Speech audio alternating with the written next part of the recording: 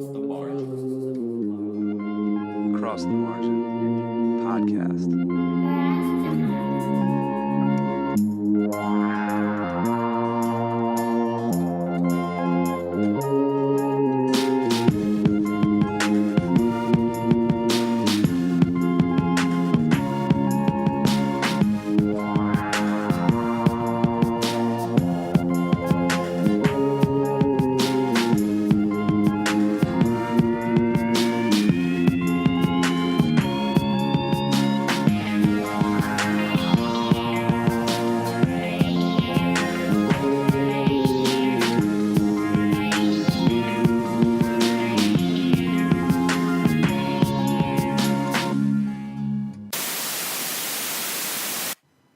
Welcome to Across the Margin, the podcast, where we take you beyond the margin, behind the scenes of the online magazine, and deeper into the stories. Today, I am absolutely thrilled and honored to share with you an interview I conducted with Micah White. Micah White is the award-winning activist who co-created Occupy Wall Street, a global social movement, while an editor of Adbusters magazine. His essays and interviews on the future of protest have been published in publications including the New York Times and the Guardian Weekly. Widely recognized as a pioneer of social movement creation, Micah White has been profiled by The New Yorker, and Esquire has named him one of the most influential young thinkers alive today. He directs Boutique Activist Consultancy, a think tank specializing in impossible campaigns. I spoke with Micah remotely from his home in Oregon, and the conversation we had was not only timely, considering the state of the nation, but in the interview, Micah thoughtfully addresses the shortcomings of the mass mobilizations which are occurring today and offers ideas on how protesters and activists can more effectively channel their passion, time, and energy. In a discussion that delves into the aftermath of the Women's March on Washington, expounds upon the idea of rural activism and mental environmentalism, while also discussing the role of climate change in the future of protest, Micah White offers a profusion of insight that isn't simply profound, but ultimately inspiring and downright hopeful. So, without further ado, Micah White. Again, I cannot thank you enough for taking the time to talk to us. I've been inspired by your passion for activism and for social change for some time now, and it means a great deal to be able to garner some insight from you, especially amid this heightened climate of political engagement going on right now. So thank you for joining us across the margin. It's a pleasure. Awesome. So as I alluded to, it seems to me an ideal time to talk with you, as there appears to be a blossoming of active protest occurring throughout the country, and being familiar with so much of your work and having read The End of Protest, which is an amazing book, by the way, bravo. I have to ask you how you feel about the mass mobilizations that are occurring in response to President Trump's actions, especially in light of many of your standpoints on the shortcomings of this brand of mobilizations. How do you feel about the state of protest with all that's happening in the country right now? Yeah. Well, I think that I probably have a little bit more of a different view than most people in the movement. I think that it's, of course, on the one hand, isn't it wonderful that so many people are mobilizing? But on the other hand, I think that, it's really necessary for us to take a kind of detachment from the excitement and ask ourselves, well, where are we going? And is this going to get us there? And I think that the really important thing to understand is that everything we've seen up until now, every form of protest that we've seen up until now, will not get us what we want. These tactics are not working, and they will not work because and this is the most important thing to understand as an activist. Underlying every time we protest, what we're actually doing is we're testing a theory of social change. Okay, and the theory of social change that we're testing when we march in the streets is that somehow our elected representatives will have to listen to us. If we can get enough people to march, and if they're largely nonviolent, they have a unified message, somehow they'll have to listen to us. Okay, that whole somehow they have to listen to us is not true. It's not true. Yeah. And that's the really dangerous moment we're in, which is that we can keep celebrating ourselves for getting lots of people to protest in the streets, but we will lose the overall war. We will not achieve the social change that we want. And so that's the kind of dangerous moment we're in. We have to stop doing these behaviors if we want to actually achieve the deeper goal that we're going for. Yeah, and I can see how that is an unpopular take, because I mean, I know a lot of people who are more inspired than they've ever been, and we saw the numbers recently in some of these marches. But I actually, and I think a lot of my ideas are sourced from reading your book recently. But I'm concerned that this could be what they want, and to quote you, it's a nominally democratic governments tolerate protest because elected representatives no longer feel compelled to heed protest. What you read is the end of protest is not the absence of protest. It's the proliferation of ineffective protests that are more like a ritualized performance of children than a mature revolutionary change. But do you feel that this could be kind of part of a more sinister master plan, that they could use our passion against us in a way? Is this what they want? Is that weird to think? Well, I think we should open our minds to what wide as possible. I think that so on the one hand, I think that what's going on is that there's a kind of a naivete. Okay, there's a basically within the activist community, one of the things that we like to do is we like to celebrate the youth. We like to celebrate people who have never protested before, and we like to say, look, we're winning precisely because the people who make up our crowds have never done this before. But okay, so on the one hand, there's a naivete because these people who have never done this before obviously are falling for the same trap that someone like myself, who's been protesting since he's 13. Yeah. I mean, I have been to many marches. I have been arrested for blocking traffic. I have been to Palestine. I have done this whole thing. And so it's very important for us to stop kind of celebrating the fact that we're getting people who've never protested before to protest. But then I think there's a second element, which is that there are forces in America that know that ineffective protest is the best way for them to stay in power. Yes. And some of the people who are calling for protests are part of those forces. There are people, I call them the protest industry. There are people who use the rhetoric of revolutionary protest in order to prevent the possibility of revolutionary protest. And this is the really hard thing to wrap our minds around, which is that, and I think a really clear example, I mean, I'm not trying to accuse specifically the organizers of the Women's March, but let's just think about this. Okay, they have 4 million people going to the streets. 4 million people. Now, there's not enough police officers in America to stop 4 million people from doing anything that they might want. Yeah. You could basically break into the White House and literally set up a homeless encampment in the White House with 4 million people. But what do the organizers call for after the march, after 4 million people? They tell people to start sending postcards. Yeah. This is intentionally designed to destroy any momentum that may have created. If they had said to these 4 million people, now we're coming back next week, and this time we're going to surround the White House and demand that Trump listen, that would have been something. But to say, let's go home and let's send some postcards, it's intentional. Okay. Yeah. I think we need to be a little bit more intelligent as activists and start to realize there are forces that do not want a revolution, and there are forces that realize the best way to stop a revolution is to use the language of protest.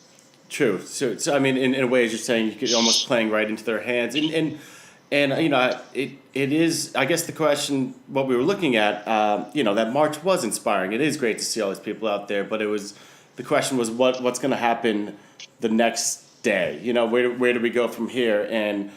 And I guess we haven't seen the results in that, and so we need change, and that's why your book was so inspiring in so many ways. So I'm seeing a lot of these very, very commonplace and undemanding forms of protest. The online petitions and stuff. The same thing, right? I mean,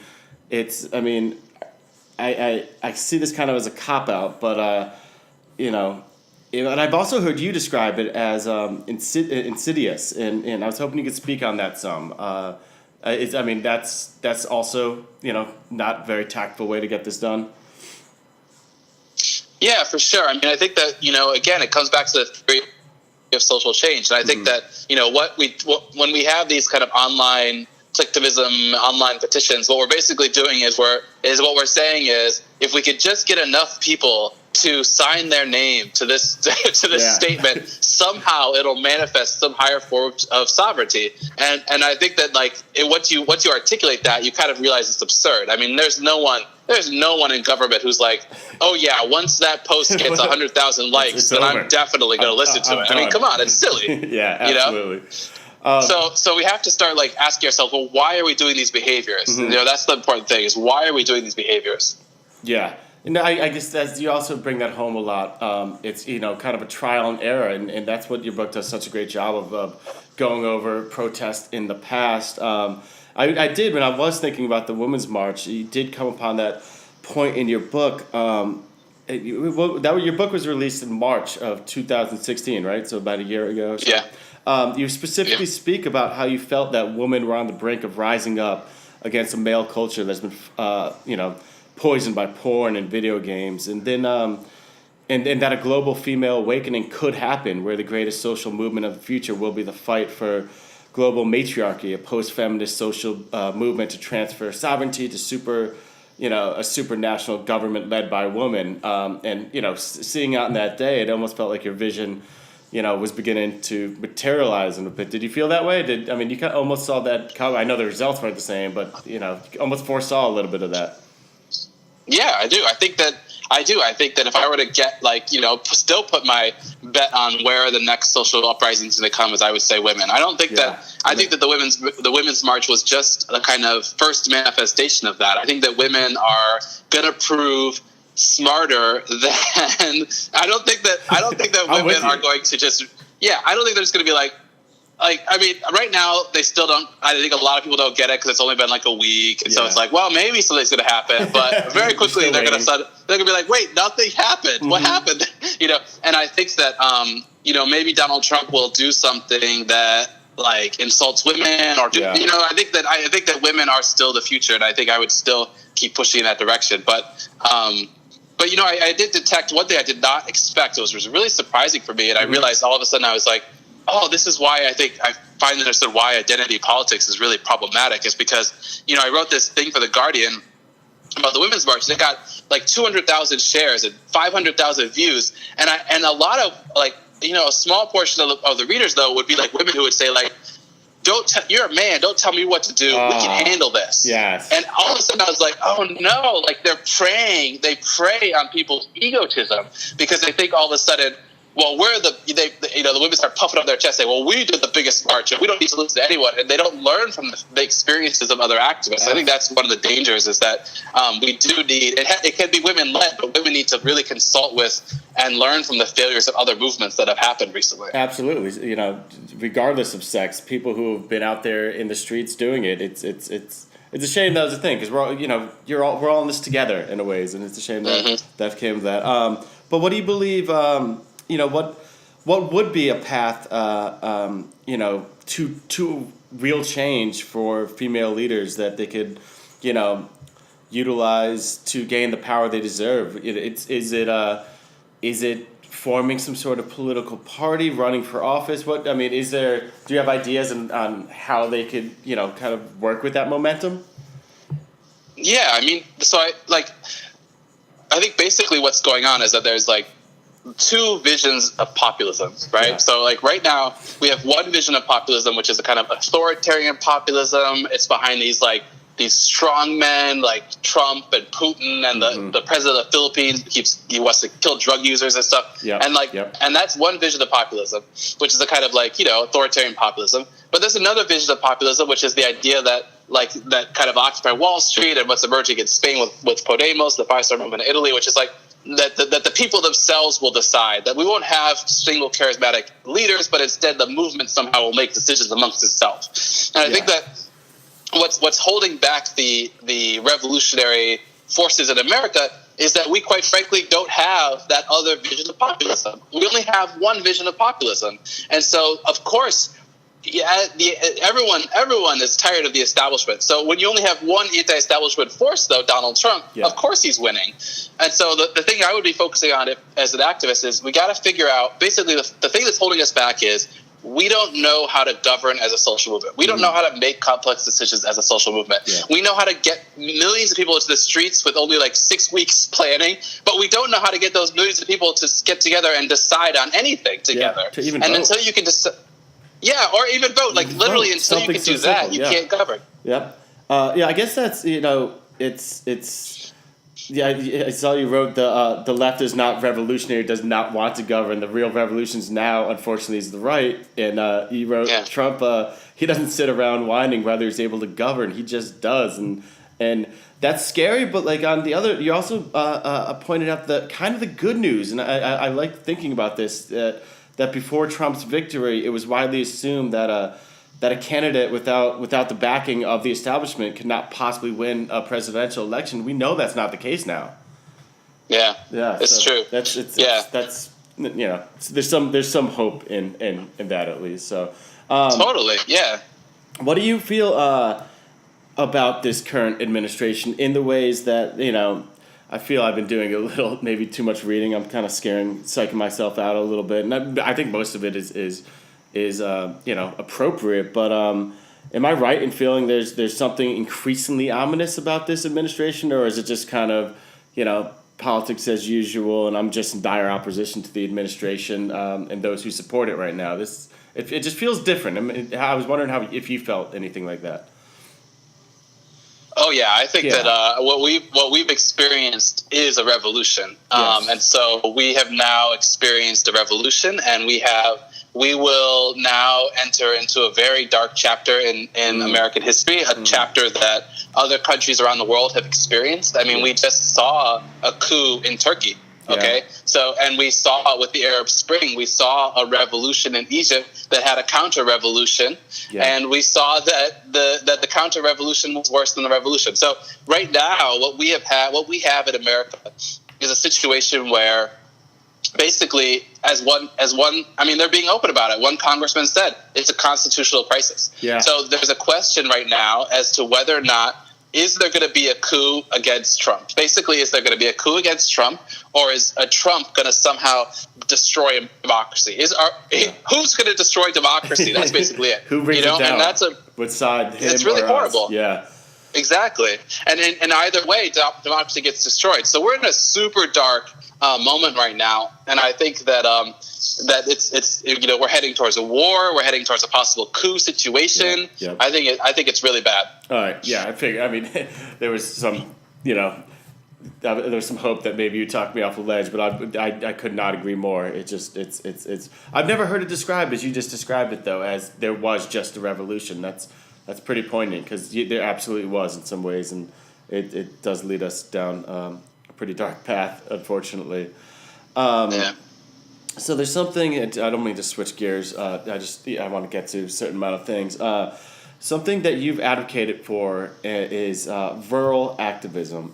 It's a fascinating idea to me that you aren't just championing, but you're authentically living it, and that is you recently moved to Oregon, right? To Nehalem, is that what it's called? Yeah, Nehalem, Oregon. Yeah. And so in essence, by doing that, you're practicing what you preach in this idea of rural protest. Could you? I don't know if a lot of our listeners would know about rural protest. Could you explain a little bit about the idea? Yeah, for sure. I mean, thank you. I think one of the important things I think about activism is that you can't just you have to create a theory of social change, but you test it out on your own. Yeah. And so, after Occupy Wall Street, after the collapse of Occupy Wall Street, my wife and I, we basically dealt with that whole trauma by moving to the most beautiful place we'd ever been, which is the Oregon coast. Yep. And I got here about 4 years ago, and all of a sudden I realized that it's really challenging to live here because it changes your perception of what activism is. Like, you can't just block traffic in a town. I mean, my town only has 280 people, so you can't just block traffic. It makes no sense. Blocking your neighbors and your possible future constituents. That right. Yeah. It's and so. But what you do start to realize is that they do have, they have city councils, they have a mayor, and so all of a sudden you realize that if you were able to gain control of rural city councils and rural mayorships, you could actually do positive things. You could pass local ordinances that say, no child shall be hungry in our city and all this kind of stuff. And the thing about rural areas is they also they're very resource rich. Like, our town has 280 voters, but it has a $700,000 budget surplus because we own a huge amount of timber. So there's a weird kind of, they're resource rich, and they can do positive things. But, so I tested it out by running for mayor and everything, and I lost. I got 20% of the vote, which is still, it's 20 times better than the Green Party. It's 10 times better than DeRay, famous Black Lives Matter activist, did in Baltimore. Yeah. And you must have been looked at as sort of an outsider, too. Getting that sort of response is pretty impressive. It is. I think it's impressive. It's total outsider, and they ran a whole campaign. It was a wonderful test, because you have to, it's one thing to theorize about what would happen to move into a small town and talk about revolution. Yeah. It's another to actually find out. So what I found out is what they did is they spread the most horrible possible lies about me. Oh, really? They said that, oh my God.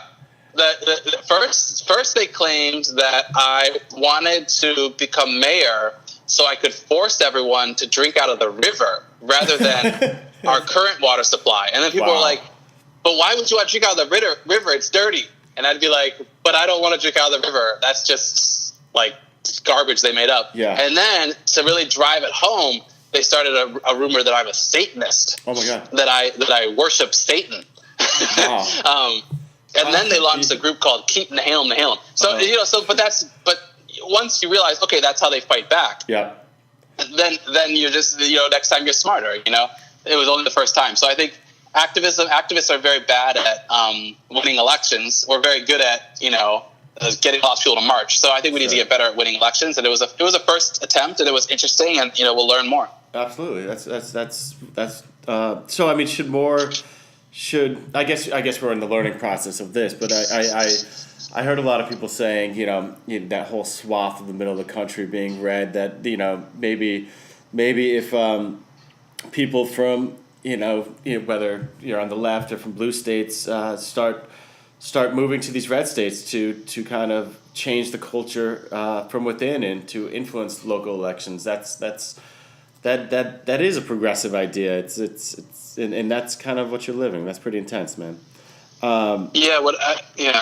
I think I would just add one thing. What I would say is that if I would do that, if I were an urban activist, let's say if I were an urban activist who owned a house, for example, I think I would definitely think about selling my house. I mean, you could buy 5 houses in Nahalem, Oregon, where I live, for the price of one house in Berkeley, California, for example. Yeah. So so that's what I would be doing.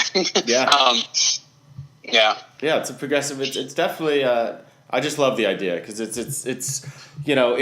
seems so inclusive to me. There's so much of this. The coast of our countries are blue, the middle's red, and there doesn't seem to be enough intermingling. And I think the more people do get to know each other and get to understand our differences, the better we all are off. So I applaud that effort, is what I'm saying, and it's good to learn more about it.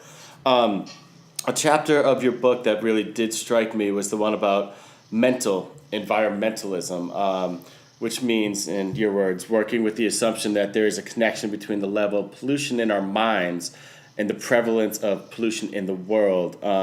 I just think so often about this idea, about the corruptive nature of the capitalist society, a world where we all are kind of assaulted with advertisements and misdirections on the regular, and it's scary to me how this has all been kind of normalized too. So, it just seems like it's part of the plan in a lot of ways. Consume more, think less. So I'm curious how you battle this. If you had any advice on how to confront or ignore even the onslaught of manipulations, and how we can learn to fight on a more spiritual level. I just think this is a real highbrow way to think about it. Get your mind right, and then we can think about things on bigger levels. Yeah.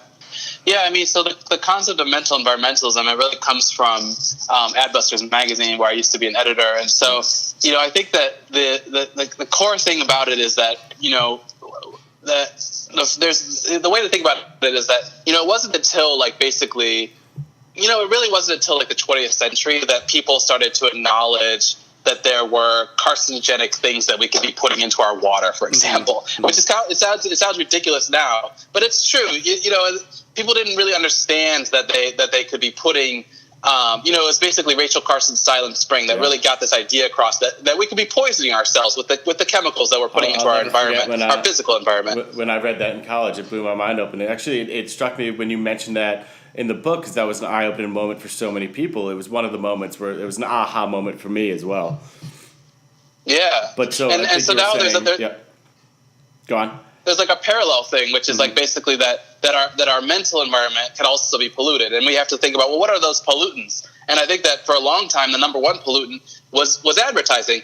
But I think now with the Trump election, we're seeing that the other kind of pollutant is this whole fake news thing. Yeah. Like that's a whole other thing that seems to be even more dangerous and more insidious than advertising. Because I mean, what they're doing is that, you know, a lot of how you see the world and what you see as possible in that world defines how you will behave and what you will strive towards. So, you know, if you can control people's assumptions about what is going to happen in the future, then you really control how they live their lives day to day. And advertising used to try to convince us that if we work and spend a lot of money, then we'll be happy. And I think that now this whole fake news thing is telling a much more insidious and dark story that's like, you know, if we get rid of the brown people, and if we give all power to strong men, and you know, but it's the same kind of mechanism, which is it messes with how we see the world. Yeah. And the other thing that's dangerous about it is it's so micro targeted. Like,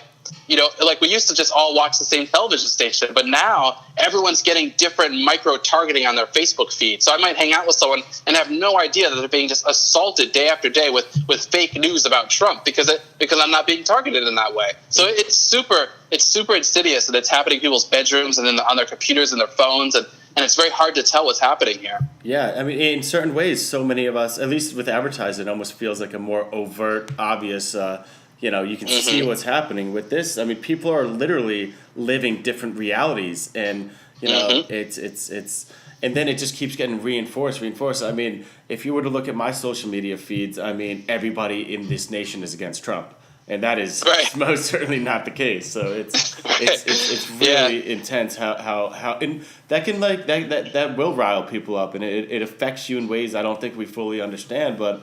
Like you were saying with Rachel's Carson, like that point where we've realized there was at least this fake news is a discussion now. At least we're talking about it. We definitely need to. It only seems like, you know, the administration now wants to make it worse by trying to break down, you know, the way people see certain journalism as a threat, and you know, want to redirect them to their choices of. You know, news, but the whole thing's it's real scary. Fake news is a dire threat, I believe, as well. Yeah. I mean, I think it's also, though, it's important to have a kind of historical context because, you know, like if you go back and you read, well, I think like this whole, I mean, the thing is, if you go back and like read Plato, like he talks about how we all live in our own little like hole in the ground, our own cave. So it's basically like we've always been inhabiting different realities. I think that it's just that it's gotten so much worse, you know. So it's one of these things where there's not going to be an easy fix. It's really tough. It's really tough. Yeah, totally, absolutely. I mean, even, you know, we did that whole thing of reality. You can not only live in a certain reality, you can create your own reality. There's some depth to that one. That kind of in some ways leads me to you know, we were talking about climate some. Because one thing you talk about is kind of, you know, things that can lead to a revolution. You know, that one thing that could aid in a protest becoming a revolution is a spark and like a historical moment of some kind. And I almost feel that climate change could maybe be this. Do you believe that you know, climate change being a real and pending concern could help us focus more and hasten our need for social change? What do you think about climate change's role in all this?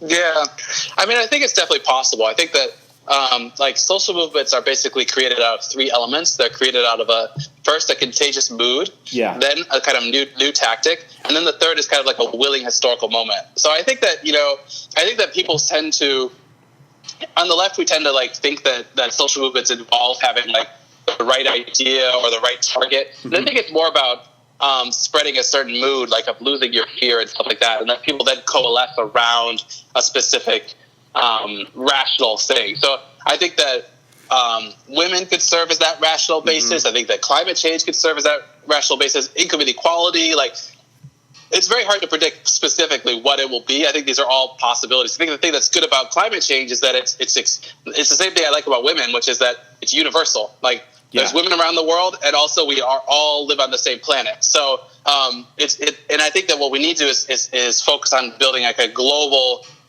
planetary movement. So I like universal causes for sure. Absolutely. You also talked a little bit about like the conglomeration of causes. And how that could be used to kind of heighten the movement, where just, not just, the women's rights people, but also, you put them in with income inequality, the environment, Black Lives Matter movement, kind of putting those all those ideas together. There's power in that. Am I right about that? Yeah, I mean, I think that the thing is that as long as you're orienting towards trying to capture sovereignty, then your movement can be like a movement of movements, because when you get into power, if you're able to get into power, then you can pass legislation or sign executive orders around all these different issues, as we're now seeing with Donald Trump.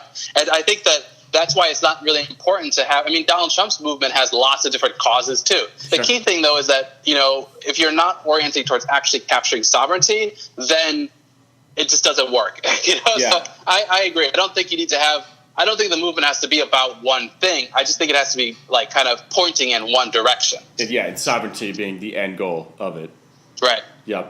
The idea of climate change being a spark, as I was kind of mentioning, it does harken back to what we were talking about with mental environmentalism a little bit. As to move forward, you actually wrote environmentalism must end its obsession with and our obsession with materialism. So in that way, it's related. And I think of the idea of an awakening of minds, sort of. I think a lot about where we're going in technology and stuff. But it makes me think about future generations and the hope that lies there.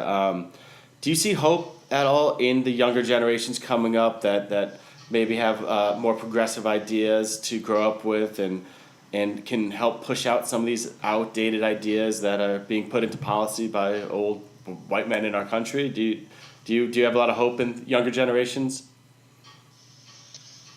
I mean, I do. I think that on the one hand, like, there's some people have said that every revolution takes 3 generations. Oh, yeah. And so, we might be Occupy might be the middle generation, and then like I have a 1.5-year-old son, so maybe he's the 3rd generation that actually completes the revolution.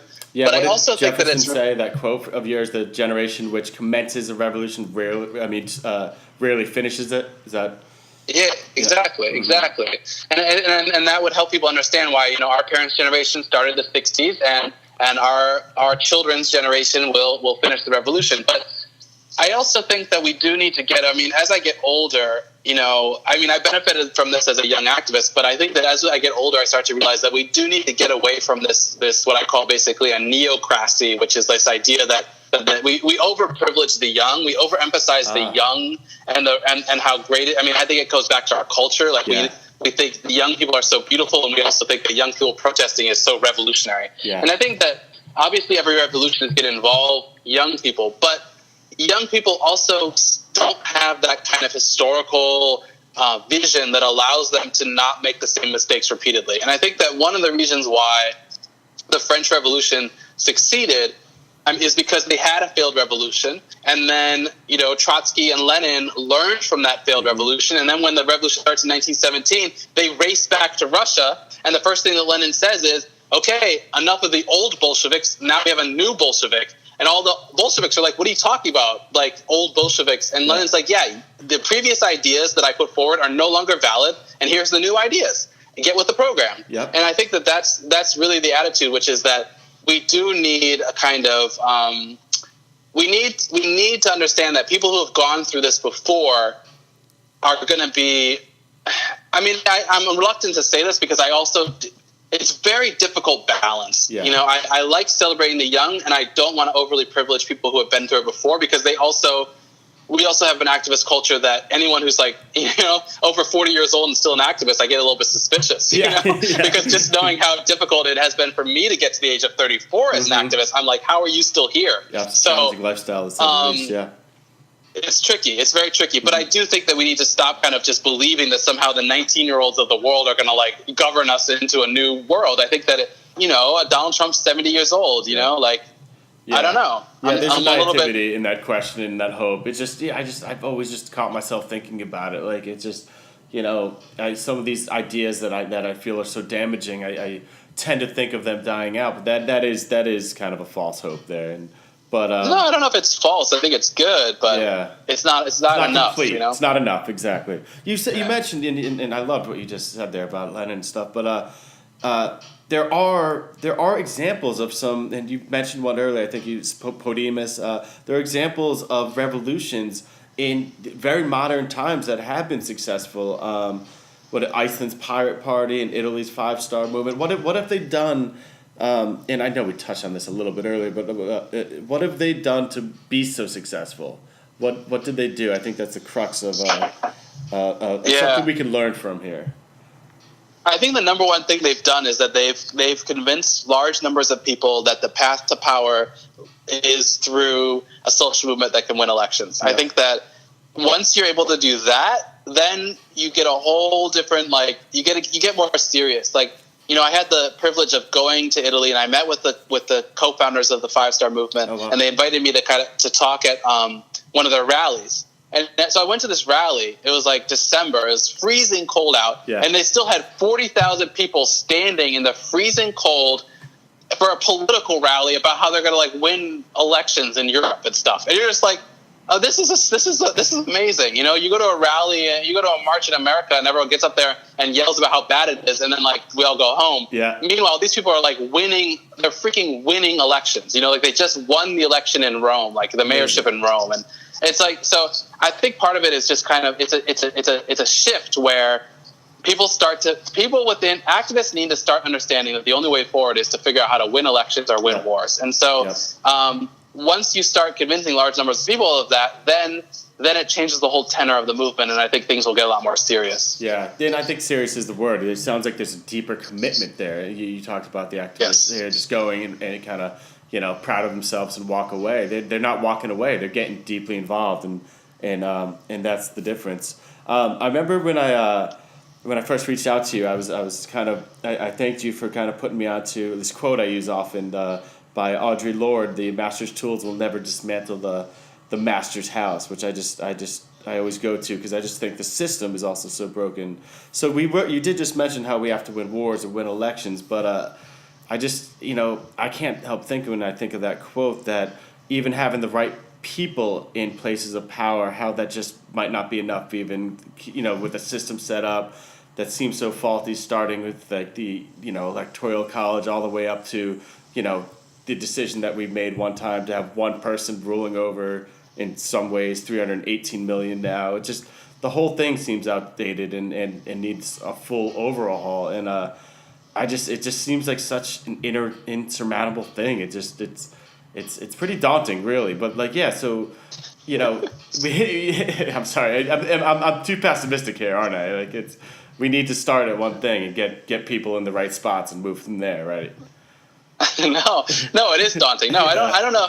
I mean, I think that it's what it is that so the left, the left, when it got taken over by anti-revolutionaries, the idea that it kind of embraced is, well, if we could just get good people into power, everything will be fine. Okay, that's the essence of the progressive left. That's the essence of anti-revolutionary thinking. Yeah, I think that's the wrong approach. What you need to do, this gets back to why Trump is a revolutionary and why Steve Bannon is a Leninist, is the idea that if you want to grab control, if you want to smash the state, you have to first grab control of the state. That's the first thing you have to do. Yeah. And so it's not about electing the right people or playing within the system. It's about realizing that the only way, I mean, think about it this way. We just had an election in our country where there's serious doubts about the legitimacy of the election. Very serious doubts. Mm-hmm. But the ritual is so powerful. There's no force, there's no mechanism for calling for a new election. Yep. Right? It's so powerful that we can have serious doubts about whether or not it was real, and still the results, that's what happened. That's how powerful the ritual is. Calling for a new election doesn't even seem to be something that would even come close to coming onto the table at all. which is crazy. No, absolutely not. Yeah. But even at the same time, you have the highest levels of our intelligence committee, the highest levels of our government have said our election is possibly not legitimate. Congress people have said this is not a legitimate election. Okay, so that's how insane the situation is. So what I'm saying is, if you're a revolutionary, you got to see that. You got to say, oh, so I see to win elections. It doesn't even matter if I win it legitimately. I just have to win it, and then I can smash the state. Get there. Right. Yes. You just have to get there. Yeah. So that's our challenge, is how to get there. I love all that you just said there. I'm going to try to lean away from my pessimistic approach there, because towards the end of protest, it's very hopeful. Your book, it's very hopeful. I read that final message, that call to action for a spiritual insurrection. Often, I love it. And there's a line I love that states, "To win this war, we must split the atom metaphorically and unleash the greatest creative force, which is the wild human spirit." That line really gives me hope and helps me believe in this turnaround. You even mentioned that you see a weakness in our adversaries' reliance on temporal power, and this also is kind of hopeful. And are there any other positives you can see in the failings of those in power? Any other vulnerabilities that can be exploited? I loved all that. Yeah. I think there's two big things that give me hope. Number one is that if you look at throughout history, revolutions always occur when they seem least likely.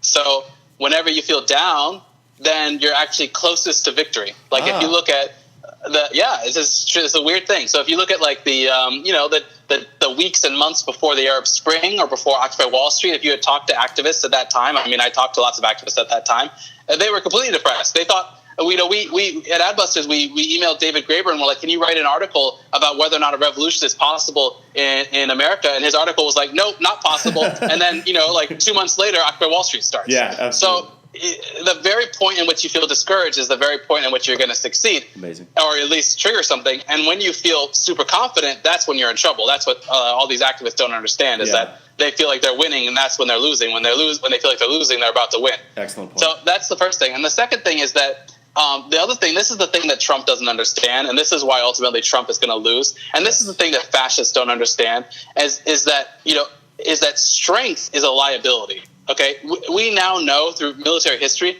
that the weak are the ones who are winning wars more and more frequently. Think about that. The weak are the ones who are winning wars. And not just the slightly weak, but the dramatically weaker. Forces that have 10 times or fewer resources, they win wars more and more frequently in human history. And so Donald Trump's obsession with strength actually makes him weaker. Makes him more vulnerable, yeah. He is, and so I think that you can't get psyched out. Hitler used to always say, "Oh, the 1,000-year Reich and how his government was going to be around for 1,000 years." Yeah, right. He lost the war. Yep. And it's the same with Trump. The guy, he's going to end up like Mussolini. He's going to be hanging from a lamppost. That's what happened to Mussolini. Mussolini was all tough, and the man ended up hanging from a lamppost. It's the same thing with Donald Trump if he keeps going down this path. So, you just got to you got to have a really big historical perspective and not get psyched out, and realize that we're probably closer to victory than we think. And these people who think they're so strong, they're actually the ones who are the losers. And everything's going to it's going to be a struggle. It's adversity, but we're probably going to win. Honestly. That's awesome. That's awesome. That's awesome to hear, and especially that bravado, that bluster that he touts can also be his undoing. That makes me happy. Of course. So I also, kind of feel like the takeaway of your book and this conversation is, like you said, to win wars. To win, we have to win wars or win elections. We need more innovation in protests, and a word we haven't used is creativity. How creativity is absolutely crucial. Because I noticed in your when you open your book, you dedicated the book to your wife and those that never protest the same way twice. I love that, because it's about trial and error and trying new things. So, any other advice before I let you go that you can offer young protesters fired up around this country? A lot of people are ready to act, and I think we gotta, and that's why what you do is so important. We gotta figure out how to best use these energies and this desire that's burning in us. Anything else you got for us? I think the last thing I'll say is, one of the one of the other really huge myths that activists believe, which we need to get rid of, is that we tend to believe that we're more powerful when we work in coalitions. Yep. And I would really say this is not true. There has been a study that shows that groups who worked in coalitions were not more successful than individual activists or that worked alone. And that's the experience of Occupy Wall Street. When we were at Adbusters, we didn't coalition with anyone. We just put out the idea. The woman who called for the Women's March, she didn't ask anyone. She just put it out. Uh-huh. So I think as activists, what we should be doing is we need to just, if you have an idea about something that should be done, just try it. Try it. Don't wait for other people to do it. Don't try to get other people to sign on to it, because everyone, like before Occupy Wall Street, everyone thought it was a bad idea. So you have to just kind of, you just have to try it and see if it takes off. And then if it doesn't, then try something new. So don't join these massive coalitions. These things are the death of revolutions. Instead, just try to spark something new. Awesome. So go out there and do it yourself. DIY. Yeah, totally. Awesome. Hey, Micah, I can't thank you enough for talking with us, for your insight here. Your words, your book has inspired me. I know you've inspired a whole bunch of future revolutionaries, and the way in which you dissect and analyze the methods and successes and failures and protests is it's impressive and it's important, and I think it's going to help us immensely moving forward. So thank you for this and for that and for being here. Thank you. It's great talking to you. Awesome. Thank you again.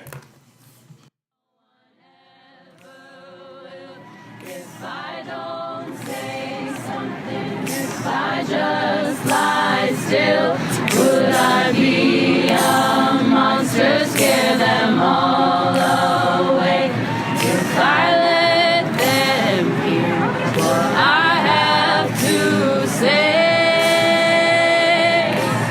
I can't keep quiet.